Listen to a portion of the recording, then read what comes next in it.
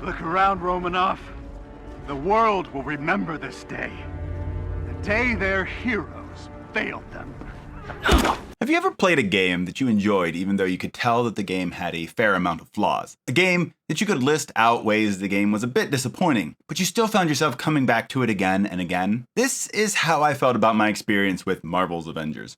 Marvel's Avengers is one of those games that was a lot of fun to play, but it was hard not to notice the ways in which the game was flawed. This game has been in the news quite a bit recently, and that news has not been particularly good. At the end of March 2023, support is going to end for the game with no more updates. On the positive side of this, they are unlocking a lot, if not all of the cosmetics for the game for those who haven't wanted to spend real money to unlock them. It will then be delisted from online stores at the end of September 2023. Supposedly there is no plan for the online servers to be closed, but to be honest, I'm a bit skeptical on how long that is going to be the case, since they're delisting the game. Why delist a game that is going to be completely playable for quite a bit of time? So this is a review of a game that is coming up to the end of its life cycle. This presents a big question. Is Marvel's Avengers worth it? As it's approaching its literal end game, is it worth the time to give this fun but flawed experience a look? I'll tell you what I think, but first let's get some information about the game out there.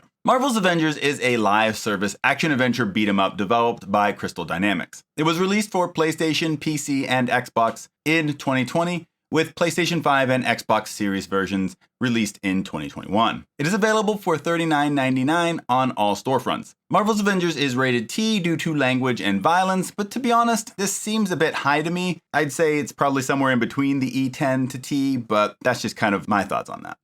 Let's jump into the story. The bad thing about Marvel's Avengers is that pretty much every aspect of the game is flawed to some degree in my mind. Now, flawed doesn't mean bad, it just means not as good as it could have been. The game has a lot of fun aspects, there are just some things that are lacking or of uneven quality. Before we even get to the content of the story, just figuring out where you need to go for the story is a bit of an issue, because the starting menu in Marvel's Avengers is a giant mess. I guess they want to give you a choice of where you start, but I don't really like the way that it's set up. It seems like a very awkward way of doing things, not to mention it defaults by starting you on a general play option that isn't really connected with the story at all. This just makes things all kinds of confused. It's just not a great way to kind of introduce people into the story. It would have made a lot more sense to me if you just would have let people kind of experience the story and unlock different things as you go along. When you get to the story, it starts out with you playing as Kamala Khan, a regular teenage girl who loves superheroes and the Avengers in particular. She's going to an event known as Avengers Day that is being held in San Francisco on a SHIELD helicarrier that is going to serve as a new Avengers base. She's a finalist in a fan fiction writing contest, and so she's pretty pumped to see if she wins and if she gets to see any of the Avengers. For some reason, it's also decided that this would be a good time to demonstrate a new technology as well, since the helicarrier is powered by a Terrigen crystal core. As you can imagine, things go south quickly. The core is exploded, Captain America is presumed dead, San Francisco is destroyed. The explosion of the Terrigen crystal has released a mist that can cause people to develop superhuman abilities and become known as Inhumans. In the aftermath of what is now called A-Day, the Avengers and S.H.I.E.L.D. take the fall for the disaster and are forced to disband, and as a result, they kind of scatter to the four winds. AIM, Advanced Idea Mechanics, rises to power, even taking over Stark Industries and becoming a huge power around the globe. However, not everything is as it seems as we flash forward 5 years later, where Kamala now has powers of her own and finds possible evidence that AIM is not as good as they're trying to present themselves. She draws the attention of AIM, and when forced to flee, she tries to find the Avengers and bring them back together to save the day. As I said, the story is very mixed. In general, I like the direction the story goes, but found the reasons for the story going that way not as good. I like the idea of the Avengers having to disband. I even like the inclusion of an outsider represented by Kamala coming in and being the motivation for them to get the band back together. The idea also of a villainous organization coming to power and being a global corporation makes for a pretty good way of setting up a believable enemy as well. However, the reasons for all of these didn't seem like they completely made the most sense. Monica Rappaccini and George Tarleton of AIM helped to develop the Terrigen technology that exploded and caused the problem. Why did AIM, or at least these two who became leaders of AIM, not have any responsibility? It just didn't really make sense to me. The Avengers who tried to stop the problem and S.H.I.E.L.D. were both blamed, but AIM got off without any issues. I get that justice doesn't always work, but still things don't really add up here. The other big story issue is the main motivation for the villain. This motivation is basically a hatred or disdain towards superpowered beings and wanting to rely more on science and technology, in particular robots, it seems, as what will protect people in the future. The main problem here is that the lineup of Avengers that you get to play as for the base game isn't exactly brimming with superpowered heroes. And even then, most of the ones with powers got their powers by science. Thor is really the only one who has innate power, as he's the god of thunder. The Hulk is really the only other superpowered hero on the team, and that was again a science experiment gone wrong. Captain America has the super soldier serum, but again, that's science, and he's kind of on the border in regards to being superpowered, as he's more peak human performance than superpowered. And then rounding out the cast, there's Tony Stark, who relies on technology, particularly robotics, and is a normal human outside of his kind of robotic suit. He's a genius, but not superpowered. Finally, we have Black Widow, who's again a normal human with extensive training and amazing skill. So why the main villain has so much problem with superpowered individuals and the Avengers specifically is a bit suspect. Sure, you have the Inhumans, but again, they were a result of the very technology they developed going wrong. I guess the idea is that robots just don't pose the same kind of threat, I guess. Apparently Ultron hasn't been created in this version of the Marvel Universe to prove this completely wrong yet. What I actually find more interesting are these story pieces that were added as updates afterwards. The stories associated with Kate Bishop and Hawkeye in particular go some interesting places. I don't want to go into too much detail as it can spoil some of the main game and things that happen afterwards, but I found these storylines not having quite as many of the issues as the main campaign did, even though it does introduce time travel, which isn't always my favorite story tool. In general though, I did enjoy the story of Marvel's Avengers. It has its issues and isn't really very long. It actually feels really short as the story goes, but I did enjoy the ride. I wish some of the motivations and details were ironed out a little bit better, but overall, I was pretty happy with the story and how it played out. Of course, with things ending with no more support and no more added story bits, we're not really getting any more story, and so the current threads are just going to be kind of left dangling at loose ends.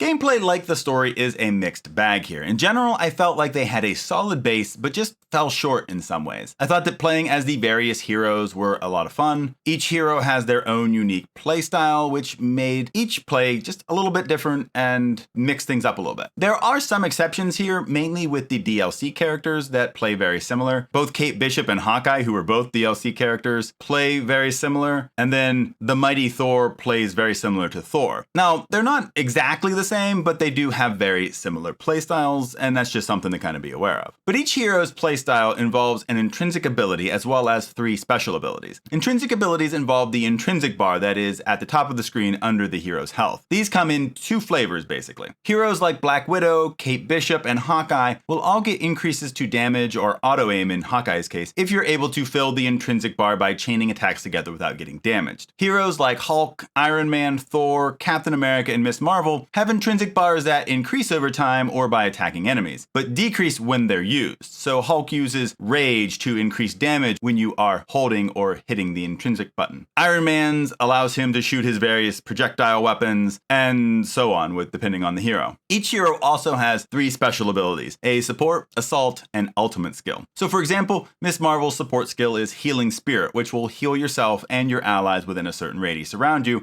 while also staggering nearby enemies. Her assault skill is High Five, which attacks enemies with a giant high five that deals damage and also stuns nearby enemies. Her ultimate is Embiggen, which allows her to become a giant and significantly increases her damage to enemies for a period of time. Another aspect of the combat that plays a fairly big role is dodging and parrying attacks. To be honest, I tended to use the dodge much more than the parry, since there are a good number of attacks that can't be blocked. But both of these systems require you to press a button at the right time to successfully dodge or parry an attack. Over time, you'll gain more attacks that will be able to be used like after a successful dodge or when you parry, that will allow you to kind of incorporate them into your attack combos a little bit better. The way you gain these extra attacks is through a leveling system in the game, which allows you to upgrade your hero via a skill tree. These skills can add a new type of attack or help make your special abilities stronger or do additional effects. While I do like the skill tree overall, the leveling in the game feels a bit slow, and it just kind of feels a little grindy after a while, especially as you get to the higher levels. Levels aren't the only way to have your heroes become stronger, as each hero can find unique gear to equip that will help increase your stats and make you stronger. Gear is found a number of different ways, giveaways, it can be dropped by enemies, found in strong boxes during levels, and also as rewards for finishing a mission or quest chain. There are also vendors in the hub areas that allow you to buy gear as well. Some of these vendors are tied to certain factions that you will have to gain reputation or levels with in order to buy more from them. You gain these levels by completing daily assignments from the two factions, which are Shield and the Inhuman Alliance. While it isn't bad to level these up, I didn't find a lot of great utilization of the factions in game. You get some minor rewards for leveling them up and access to more gear to buy, but none of that is really too amazing, and it kind of just feels like a system that didn't get fully fleshed out. This covers a lot of the base gameplay, much of which is good, and to be honest, having heroes and combat that is fun to play is going to be over half the battle in a game like this. However, there are some aspects of the gameplay that are flawed. I've already mentioned the fact that the menus are super awkward. It's hard to just play the story, or sometimes if you're looking for a certain mission,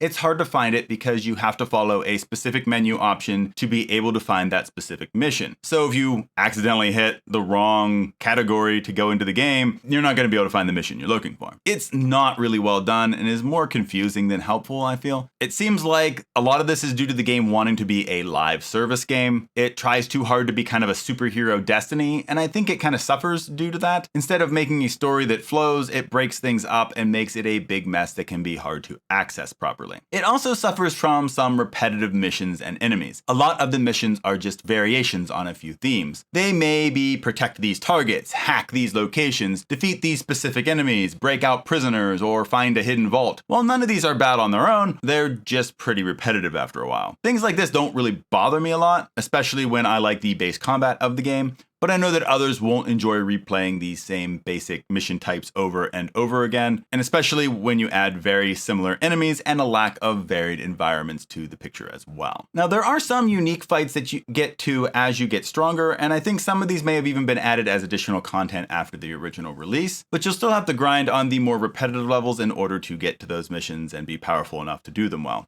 The art style of Marvel's Avengers goes for a semi-realistic look to the world and characters. The art style is okay, but I feel like it's kind of surprisingly lacking in detail. Levels are kind of bland, which wouldn't be bad if there was a greater variety of locations. Since there isn't, and you're seeing the same fairly bland environments over and over again, it's not great. I would say that the character models are better, but even then there is quite a bit of difference between some of the cosmetics. Some look really awesome, while others are only okay. I feel like this is particularly because faces look a little bit on the plastic and fake side, which makes things look just a little off on those type of characters. Overall, it's not bad, but it just kind of lacks a wow factor that you might expect for a game carrying like the Avengers and Marvel's name to it. In terms of sound, I would say that it finds itself in the same boat. The game is voice acted, and I think that is probably the highlight of the game. Some of the banter may get old after a while, but I didn't really find it to be that annoying, unlike some games that have like the same two lines of banter over and over again. The soundtrack of the game is more along the lines of background music and doesn't really take center stage here. It's not bad, but I tend to prefer games having music that meshes well with the story for greater impact, and that's not really what you get here. It's more just kind of one that maybe rises or flows with like the battle or things like that, but it's not really super impressive.